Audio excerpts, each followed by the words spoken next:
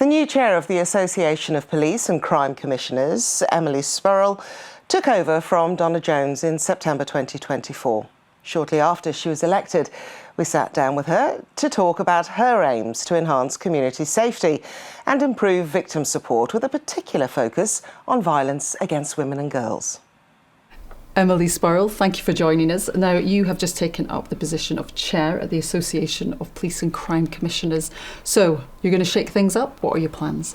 I want to do what I think the public want, which is they want safer streets. They want to feel safe in their communities. One of the areas that I think we're really focused on as PCCs is that prevention piece. So how do we get upstream? How do we stop people from being victims of crime in the first place? How do we work with our partners in health to tackle drug and alcohol issues? How do we invest in young people, unlocking their potential, trying to put them on more positive paths? We really want to look at how we can prevent crime from happening in the first place. But also, I think if a crime does occur, I want to make sure that victims are getting the right support. Part of the reason I got involved in this world is because I really wanted to feel that victims, were getting the support, they were feeling heard, which they quite often aren't at the minute throughout the whole criminal justice system. So trying to make sure that they get the support services they need, but also feel like they get the opportunity to have justice done as part of the system. So really trying to make sure that we're giving victims and the public a voice. There's something that's quite personal to you, is you want to help tackle violence against women and girls. Almost 100 domestic abuse offences were recorded by the police every hour in 2023. That's a lot. You have women and you have children being attacked and even murdered in their own homes. What do you hope to achieve?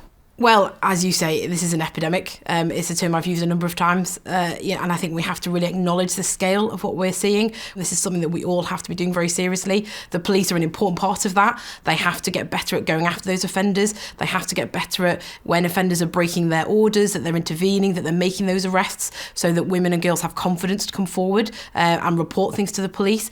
But we also have to look at this as a bigger societal issue. We have to look at the culture, the misogyny, the way that things play out in society, where it's very easy to demonise women, and that women get targeted because of that. So we have to invest in things like education, talk to young boys, talk to young girls, talk to them about what is appropriate to share online, talk about the language that we use, about jokes that are and aren't appropriate. We have to look at this as a real cultural piece, which is something that PCCs are very involved in locally.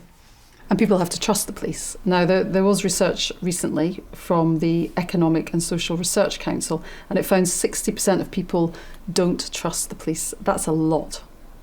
And I think it varies. If you look across the country, I think different communities will have different responses in local police force areas. I know, for example, in Merseyside, actually, it's a much higher figure that do trust the police, but we know there are people out there that don't. And I think this is something that, as PCCs, we're really live to. It's important that in this society, our British approach to policing is policing by consent. The police can't do that if they don't have the confidence of those communities. So what PCCs are working on is around that transparency, that scrutiny, trying to bring the police out into the open a bit. So actually they are looking at how they're using their powers, for example. Are they using their powers in the right way? Are they using them, for the benefit of the community? When things go wrong, how do they fix that? How do they learn? How do they do things better? We look at things like performance figures. We look at how police are responding to the calls for service. How are they doing that in the right way? And it's just about trying to make the police be really transparent and being that voice of the public to challenge the police when we think they're not getting it right. On another subject, the government recently released 1,750 prisoners from jails under the early release policy. How is that impacting policing? Well, I think it's creating pressures across the board. Policing is working very hard with colleagues in probation, for example, to make sure that when individuals are coming out back into the community, that support is there, that wraparound kind of oversight is there, so they are being properly managed, but also that they're being supported, because we want to rehabilitate offenders to try and stop them from being that revolving door of the criminal justice system.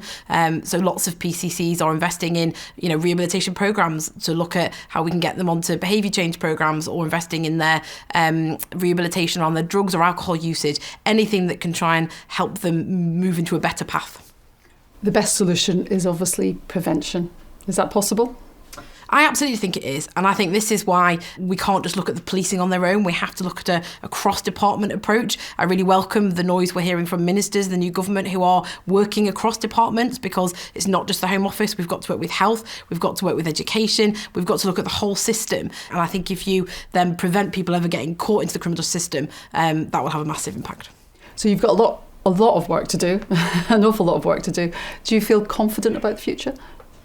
I do. I think we have seen some very difficult few months. I think we've seen some very difficult few years. Obviously, the pressures, the cuts to a lot of our public services has absolutely taken its toll. I also think we've seen some very difficult headlines in relation to policing and what it's been going through. But I also reflect on what we've seen over the last few months. And actually, every day I speak to officers and I see officers who don't hesitate to put themselves in harm's way to protect the public. And I'm very confident there are people who are in policing who are determined to do everything possible to keep communities safe. So there are good people there. And I think if we can just, support them with the resources and put the right provision in place to try and get upstream of crime, I think we could definitely make a positive difference. Okay. Emily, thank you very much.